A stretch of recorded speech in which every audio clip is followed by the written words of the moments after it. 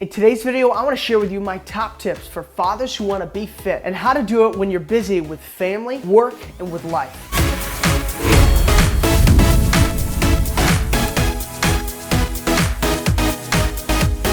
Welcome to DadBod Fitness. If you and I are just meeting, my name is David. And if you're a parent or especially a dad who's looking to stay fit and to build some muscle, you'll find great tips and strategies on this channel for helping you to reach your fitness goals. I want to inspire change. I want to motivate your transformation. And ultimately, I want to help you to share that adventure with your family. So if you're new to this channel, consider subscribing. Let's get into it. So you're a dad and you're incredibly busy, but you want to stay fit. Or you're someone who knows that dad. In order to do it, I want to give you my top tips for busy dads and how to make sure that you can pursue a fitness goal and to achieve it. So first and foremost, there's a ton of information out there, but to start, you're here. If you're already watching this video, you've already made that commitment and you're pursuing it, and you're already 90% more likely to achieve it than anyone else. Which leads me to my first tip. Tip number one, be committed and set a plan. Once you have that commitment in place and once you physically write something down, and I would say write it down or have it written, something written is that much more concrete, and they've done studies to show that goals that you write down, you're going to be that much more likely to achieve. So the second tip is obviously once you've made that commitment, you've got to have time. So start next by finding the best block of time within your day to squeeze this in, and start small. Make this attainable so that you can get into that habit. Then worry later about building it from there. So look for the most ideal time block within your day. When does it make sense?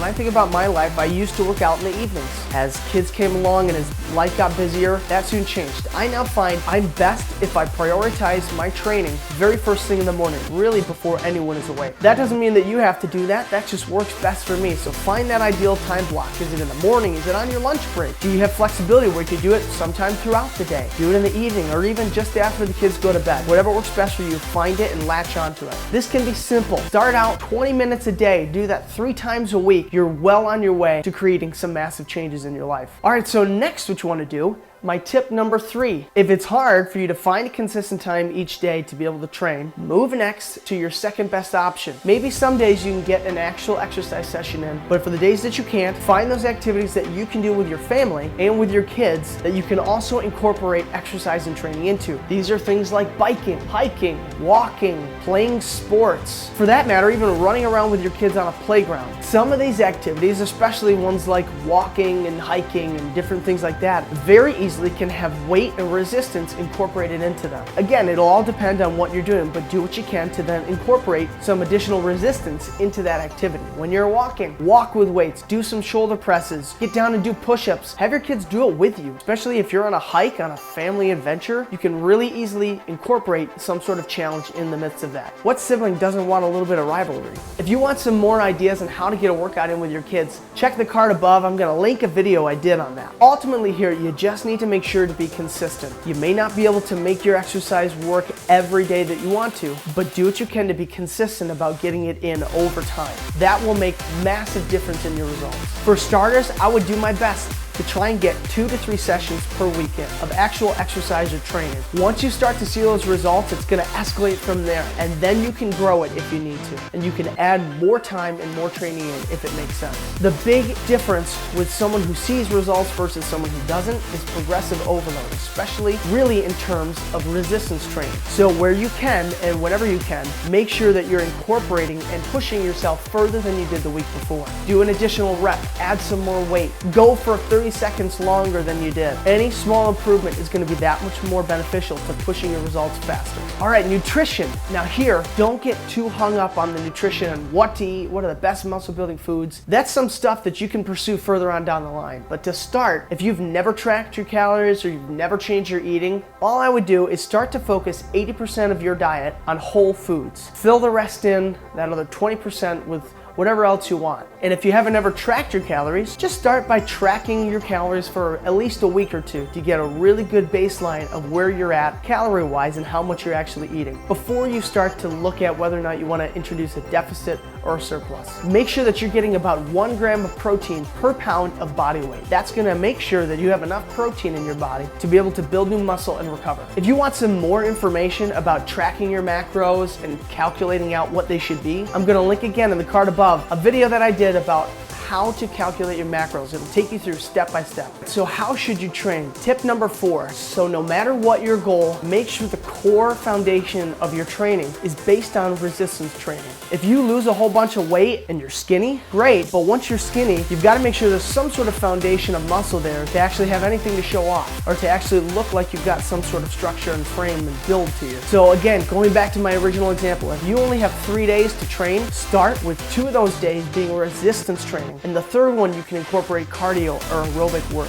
As one example, I would highly recommend, if you're doing that sort of 3-day training split, do 2 days a week resistance training, a lower and an upper resistance training day, and then on the third day incorporate your cardio. That just being one example. If, however, you can even incorporate one more additional day, if you can train for 4 days a week, you could try something in the terms of a push-pull leg split and then do cardio on the 4th day, or mix it up however you want. Or you could do something like a pull-push leg day. Switch them around, see what works best for you. And so here I want to get to tip number 5. Make sure that you're focusing within your resistance training on compound movements. They're going to be the biggest and best bang for your buck. When you have minimal time to train, you want to make sure to be getting the most out of the exercises that you do. And you want to break down that muscle really fast and really hard so that you can get it done, get out of there, and get back to your family and to your responsibilities. So for compound movements, there's all different sorts of pushing, pulling, and leg compound movements. Do a quick Google search, you'll find some awesome stuff. I'll throw some links down in the description below. So some really great compound movements to incorporate are squats, deadlifts, pull-ups, and push-ups, horizontal pushing movements like a dumbbell chest press or an incline dumbbell chest press, horizontal pulling movements, dumbbell bent over rows, or even one-arm rows. Those types of exercises are going to give you a lot more muscle involvement that are going to help boost your results that much more. So when you have to condense down and only focus on the core, that's what it would be. You can even do these exercises on the floor. You don't even need an exercise bench. I actually have a very sturdy coffee table that I've had to resort to using, in particular when you're working out at home. Don't worry too much about things such as bicep curls,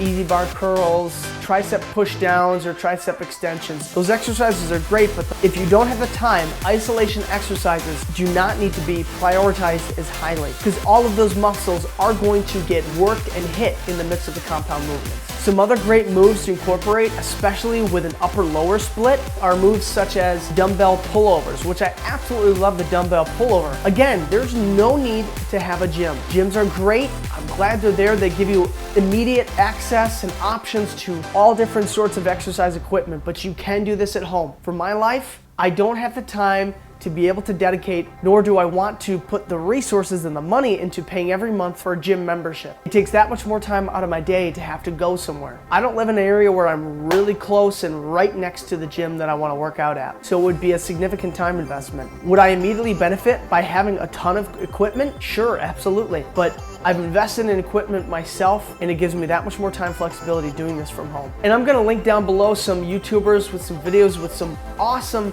exercises that are going to help maximize your time and the burn that you're looking for with the small amount of time that you do have. My final tip is to have someone to work with. Now, this could be a workout buddy that you actually work with, or maybe even are both pursuing some fitness goals together. Someone to help be accountable to, and to have you to be able to hold them accountable as well. This could be a spouse, a friend, a peer, anything like that. Anyone else that can walk with you on this journey, on this adventure, is going to be that much more motivational to help keep you on track. You don't even need to have to work out together. And again, I'm not talking a personal trainer. I'm talking just someone that can be with you through this journey. If you have made it to the end of this video, I guarantee you will see the results that you're looking for as long as you follow these steps, and as long as you set out your plan and commit to it day after day. Commit to the training, commit to the nutrition, and then be patient.